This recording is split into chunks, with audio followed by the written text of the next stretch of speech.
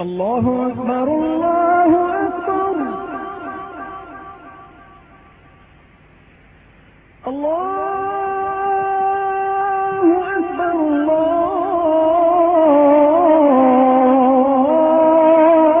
الله أكبر أشهد أن لا إله إلا الله أشهد أن لا إله إلا الله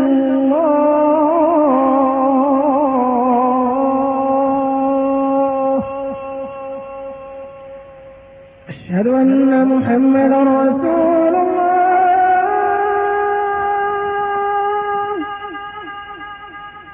أشهد أن محمدا رسول الله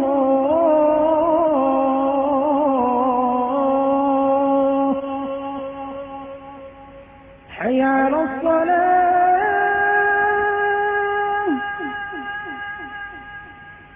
حي على الصلاة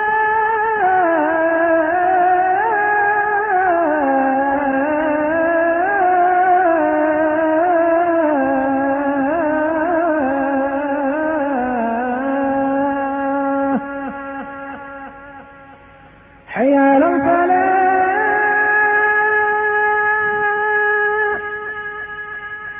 حي على الفلاح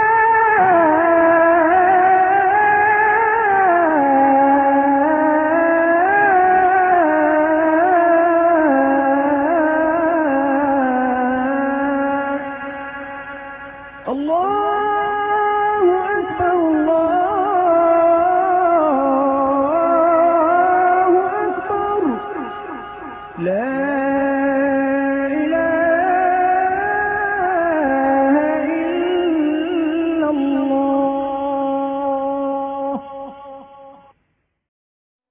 الحمد لله رب العالمين والعاقبة للمتقين ولا عدوان إلا على الظالمين. Dans un hadith rapporté par Tirmidhi et jugé bon par l'Albani rahimahullah, le prophète sallallahu alayhi wa sallam nous dit: celui d'entre vous qui se réveille le matin en sécurité parmi les siens, nous souffrons d'aucun mal dans son corps, qui a la nourriture de sa journée, c'est comme si on avait mis tous les biens de ce monde en sa possession. Dans ce hadith, le prophète sallallahu alayhi wa sallam nous parle de 3 besoins qui sont essentiels à toute démarche d'accomplissement personnel. Un besoin physiologique, à savoir une sécurité contre la faim et une bonne santé, et un besoin relatif à l'intégrité physique, le fait de se sentir en sécurité. 3 éléments donc essentiels, sans lesquels l'homme ne peut pas vivre paisiblement.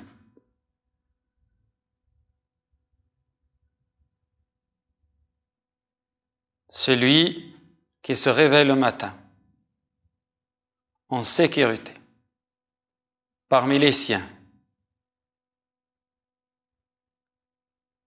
dans sa famille, dans sa société, ne souffrant d'aucun mal. La maladie affaiblit et rend l'homme incapable à accomplir beaucoup de choses. D'ailleurs, le prophète sallallahu alayhi wa sallam a demandé à Dieu subhanahu wa ta'ala protection contre les maladies. Il implorait à Dieu subhanahu wa ta'ala la bonne santé. Qui a la nourriture pour sa journée. Le prophète sallallahu alayhi wa sallam a également demandez à Dieu subhanahu wa ta'ala protection contre la faim. Allahumma inni a'udhu bika mina al-ju'i fa innahu bi'sa ad-daji'.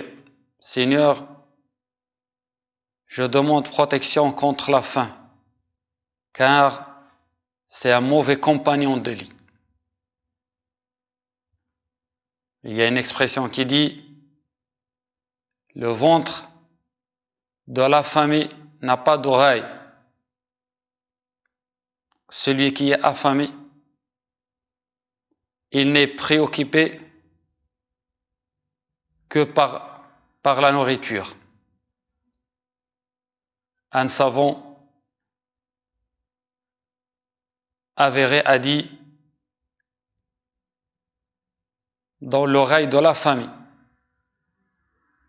ne passe qu'un message qui annonce la bonne nouvelle de la nourriture.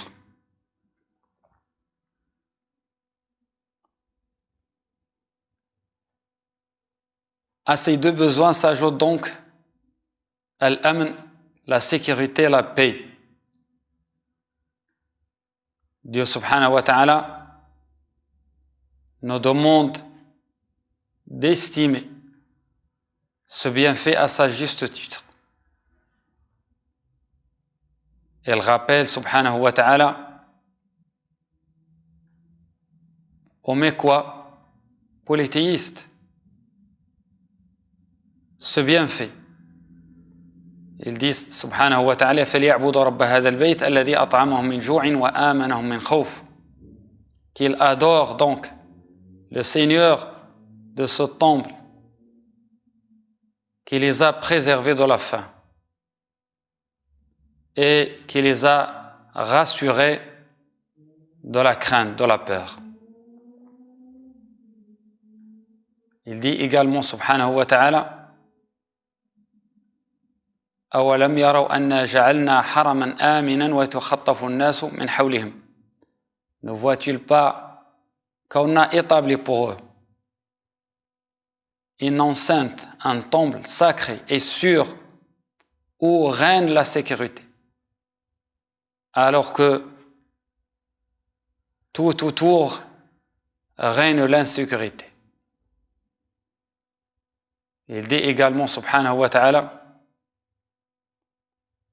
en rappelant ce bienfait dont il a comblé le peuple de Saba. وَجَعَلْنَا بَيْنَهُمْ وَبَيْنَ الْقُرَى الَّتِي بَارَكْنَا فِيهَا قُرًى ظَاهِرَةً وَقَدَّرْنَا فِيهَا السَّيْرَ سِيرُوا فِيهَا لَيَالِيَ وَأَيَّامًا آمِنِينَ. Et nous avons établi entre eux et les villages, les cités que nous avons bénis, des villages visibles, apparents. Et nous avons rapproché les distances entre ces cités, ces villages. Siru fiha, voyager entre elles de jour et de nuit en toute sécurité. L'importance de la sécurité, de la paix apparaît aussi dans l'invocation d'Ibrahim alayhi salam, lorsqu'il a demandé alayhi salam de faire de la Mecque une cité sûre où règne la sécurité. إذ قال إبراهيم رب اجعل هذا بلدا آمنا وارزقه له من الثمرات.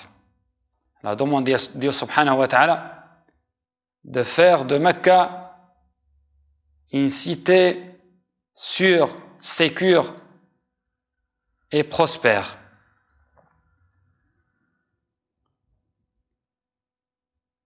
L'importance aussi de ce bienfait apparaît clairement dans le pacte conclu entre le prophète sallallahu alayhi wa sallam et les Mécois. Le prophète sallallahu alayhi wa sallam, en l'an 6 de l'Hégire, est sorti avec 1400 compagnons pour accomplir al-Umrah, le petit pèlerinage. Mais les Mécois, les polythéistes, ont refusé de laisser donc le prophète et les compagnons accéder à la maison sacrée de Dieu subhanahu wa ta'ala. Et donc après plusieurs négociations, un compromis a été trouvé. Un pacte de paix. Dans ce pacte, le prophète sallallahu alayhi wa sallam a fait beaucoup de concessions. Dans ce pacte, il y avait des conditions qui ont été lourdes pour les compagnons. Comme par exemple le fait que le prophète sallallahu alayhi wa sallam et les compagnons font demi-tour et rentrent chez eux. Et qu'ils peuvent donc accomplir le petit pèlerinage l'année suivante. Ou encore que le prophète sallallahu alayhi wa sallam a l'obligation d'extrader tout musulman qui vient vers lui de la Mecque sans l'autorisation de son responsable, son maître, son personne. Alors qu'au contraire, les Mécois n'ont pas l'obligation donc de renvoyer ou d'extrader celui qui s'enfuit de Médine et qui vient qui vient s'installer à la Mecque. Mais le prophète sallallahu alayhi wa sallam, par ses concessions, voulait sallallahu alayhi wa sallam conclure une trêve de 10 ans où va régner la paix, la sécurité, qui sont indispensables pour le prophète sallallahu alayhi wa sallam afin de transmettre le message de Dieu subhanahu wa ta'ala. Le prophète sallallahu alayhi wa sallam ne pouvait pas,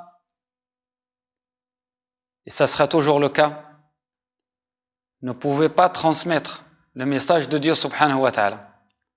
Appeler les gens à se soumettre à Dieu subhanahu wa ta'ala dans un climat de peur, de terreur, d'agitation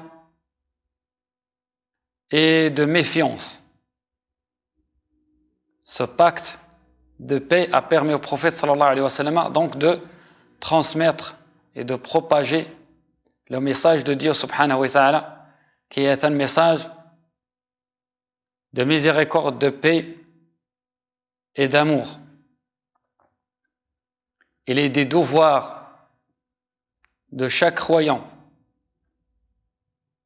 donc de développer, de répandre la paix et la sécurité et d'éviter tout ce qui peut nuire donc à la sécurité et à la paix.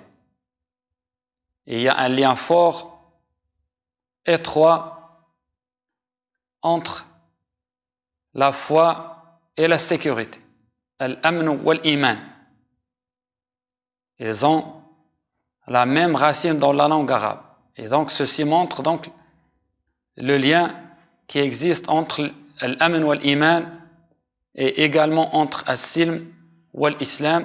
Donc ils ont la même racine. Et Dieu subhanahu wa ta'ala, il a appelé dans le Coran l'islam as-silm. Donc c'est une religion de paix. Donc en parlant Ya ayyuhalladhina amanu udkhulu fi as-silm. Il s'agit là de l'islam, mais Dieu subhanahu wa ta'ala, donc il a appelé l'islam as-silm. C'est une religion qui a pour préoccupation majeure de répondre as-silm wa salam, de répondre à l'amn, la sécurité et la paix. Sallallahu subhanahu wa ta'ala أن يجعلنا من الذين يستمعون القول فيتبعون أحسن أولئك الذين هداهم الله وأولئك هم أولو الألباب اللهم اغفر ذنوبنا وطهر قلوبنا واشرح صدورنا ويسر أمورنا اللهم استر عوراتنا وآمن روعاتنا يا أرحم الراحمين يا رب العالمين اللهم إنا نعوذ بك من البرص والجنون والجذام ومن سيء الأسقام أسأل الله سبحانه وتعالى أن يرفع عن المسلمين وعن البشرية جمعاء هذا الوباء وهذا البلاء. أسأله سبحانه وتعالى أن يعمنا برحمته، وأن يشملنا بعنايته، وأن يحفظنا بحفظه، إنه سبحانه وتعالى ولي ذلك والقادر عليه. اللهم لا تؤاخذنا بذنوبنا يا سيدنا يا مولانا يا أرحم الراحمين يا رب العالمين. اللهم صل على سيدنا محمد النبي وأزواجه أمهات المؤمنين وذريته وأهل بيته كما صليت على آل سيدنا إبراهيم في العالمين إنك حميد مجيد.